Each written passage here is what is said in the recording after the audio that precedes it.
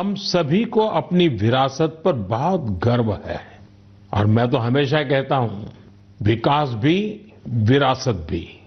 यही वजह है कि मुझे हाल की अपनी अमेरिका यात्रा के एक खास पहलू को लेकर बहुत सारे संदेश मिल रहे हैं।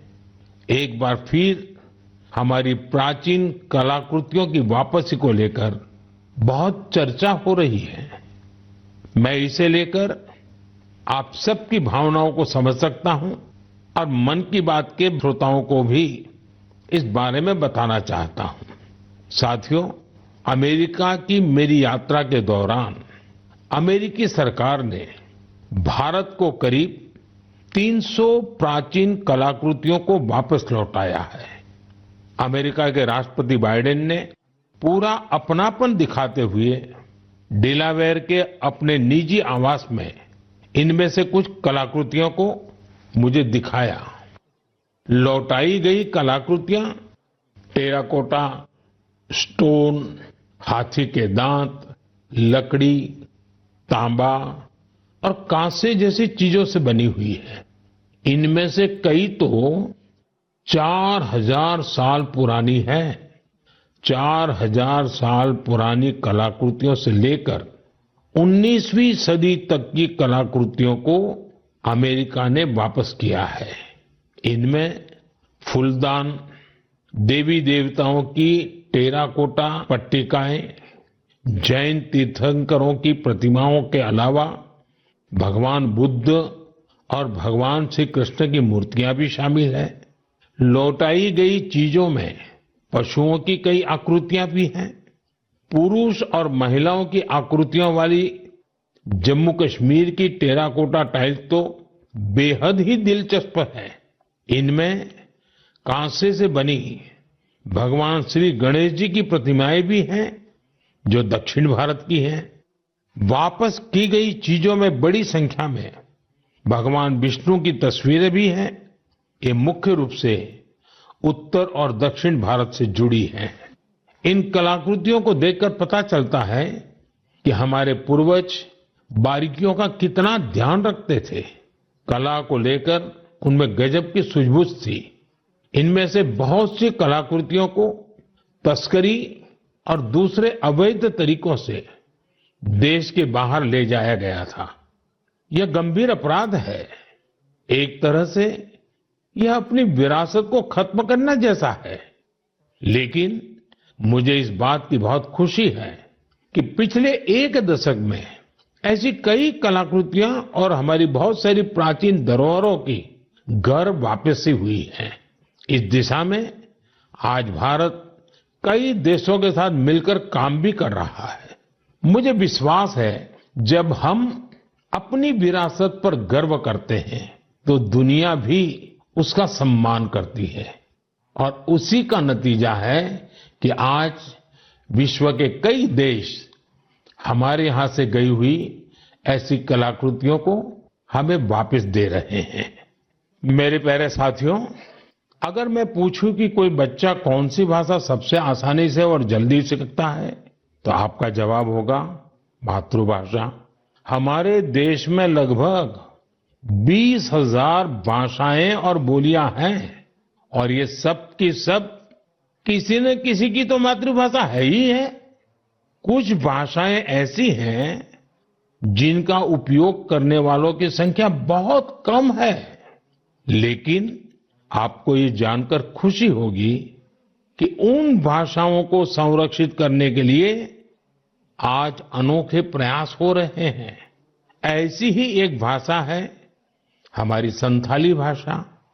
संथाली को डिजिटल इनोवेशन की मदद से नई पहचान देने का अभियान शुरू किया गया है। संथाली हमारे देश के कई राज्यों में रह रहे संथाल जनजातीय समुदाय के लोग बोलते हैं। भारत के अलावा बांग्लादेश, नेपाल और भूटान में भी संथाली बोलने वाले आदिवासी समुदाय मौजूद है। संथाली भाषा की ऑनलाइन पहचान तैयार करने के लिए ओडिशा के मयूरभंज में रहने वाले श्रीमान रामजी टूडू एक अभियान चला रहे हैं। रामजीत जी ने एक ऐसा डिजिटल प्लेटफॉर्म तैयार किया है जहां संथाली भाषा से जुड़े साहित्य को पढ़ा जा सकता है और संथाली भाषा में लिखा जा सकता है। दरअसल कुछ साल पहले जब रामजीत जी ने मोबाइल फोन का इस्तेमाल शुरू किया तो इस बात से दुखी हुए कि वो अपनी मातृभाषा में संदेश नहीं दे सकते। इसके बाद वो संथाली भाषा की लिपि ओल्ड चिकी को टाइप करने की संभावनाएं तलाश करने लगे। अपने कुछ साथियों की मदद से उन्होंने ओल्ड चिकी में टाइप करने की तकनीक विकसित कर ली। आज उनके प्रयासों से संथाली भाषा में लिखे लेख लाखों लोगों तक पहुंच रहे हैं। साथियों, जब हमारे दृढ़ संकल्प के साथ सामूहिक भागीदारी का संगम होता है तो पूरे समाज के लिए अद्भुत नतीजे सामने आते हैं। इसका सबसे ताजा उदाहरण है एक पेड़ मां के नाम। ये अभियान अद्भुत अभियान रहा। जन भागीदारी का ऐसा उदाहरण वाकई बहुत प्रेरित करने वाला है। पर्यावरण संरक्षण को लेकर शुरू किए गए इस अभियान में देश के कोने कोने में लोगों ने कमाल कर दिखाया है। उत्तर प्रदेश, गुजरात, मध्य प्रदेश, राजस्थान और तेलंगाना ने लक्ष्य से अधिक संख्या में पौधारोपण कर नया रिकॉर्ड बनाया है। इस अभियान के तहत उत्तर प्रदेश में 26 करोड़ से ज्यादा पौधे लगाए गए। गुजरात के लोगों ने 15 करोड़ से ज्यादा पौधे रोपे।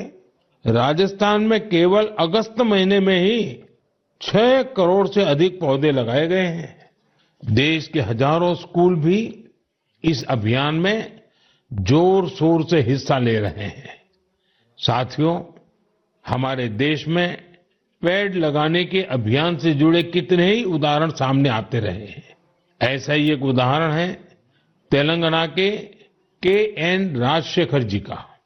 पेड़ लगाने के लिए उनकी प्रतिबद्धता हम सबको हैरान कर देती है। करीब 4 साल पहले उन्होंने पेड़ लगाने की मुहिम शुरू की। उन्होंने तय किया कि हर रोज एक पेड़ जरूर लगाएंगे। उन्होंने इस मुहिम का कठोर व्रत की तरह पालन किया। वो 1500 से ज्यादा पौधे लगा चुके हैं। सबसे बड़ी बात यह है कि इस साल एक हादसे का शिकार होने के बाद भी वे अपने संकल्प से डिगे नहीं। मैं ऐसे सभी प्रयासों की हृदय से सराहना करता हूं। मेरा आपसे भी आग्रह है कि एक पेड़ मां के नाम इस पवित्र अभियान से आप जरूर जुड़िए। मेरे प्यारे साथियों, आपने देखा होगा हमारे आसपास कुछ लोग ऐसे होते हैं जो आपदा में धैर्य नहीं खोते बल्कि उससे सीखते हैं। ऐसी ही एक महिला है सुभाश्री, जिन्होंने अपने प्रयास से दुर्लभ और बहुत उपयोगी जड़ी बूटियों का एक अद्भुत बगीचा तैयार किया है। वो तमिलनाडु के मदुराई की रहने वाली हैं। वैसे तो पेशे से वो एक टीचर है, लेकिन औषधीय वनस्पतियां, मेडिकल हर्ब्स के प्रति उन्हें गहरा लगाव है। उनका ये लगाव 80 के दशक में तब शुरू हुआ जब एक बार उनके पिता को जहरीले सांप ने काट लिया। तब पारंपरिक जड़ी बूटियों ने उनके पिता की सेहत सुधारने में काफी मदद की थी। इस घटना के बाद उन्होंने पारंपरिक औषधियों और जड़ी बूटियों की खोज शुरू की। आज मदुराई के वेरीचियूर गांव में उनका अनोखा हर्बल गार्डन है, जिसमें 500 से ज्यादा दुर्लभ औषधीय पौधे हैं। अपने इस बगीचे को तैयार करने के लिए उन्होंने कड़ी मेहनत की है। एक एक पौधे को खोजने के लिए उन्होंने दूर दूर तक यात्राएं की, जानकारियां जुटाई और कई बार दूसरे लोगों से मदद भी मांगी। कोविड के समय उन्होंने इम्यूनिटी बढ़ाने वाली जड़ी बूटियों लोगों तक पहुंचाई। आज उनके हर्बल गार्डन को देखने के लिए लोग दूर दूर से आते हैं। वो सभी को हर्बल पौधों की जानकारी और उनके उपयोग के बारे में बताती हैं। सुभाश्री हमारी उस पारंपरिक विरासत को आगे बढ़ा रही हैं जो सैकड़ों वर्षों से हमारी संस्कृति का हिस्सा है। उनका हर्बल गार्डन हमारे अतीत को भविष्य से जोड़ता है। उन्हें हमारी ढेर सारी शुभकामनाएं। साथियों, बदलते हुए इस समय में नेचर ऑफ जॉब्स बदल रही है और नए नए सेक्टर्स का उभार हो रहा है, जैसे gaming, animation, reel making, film making,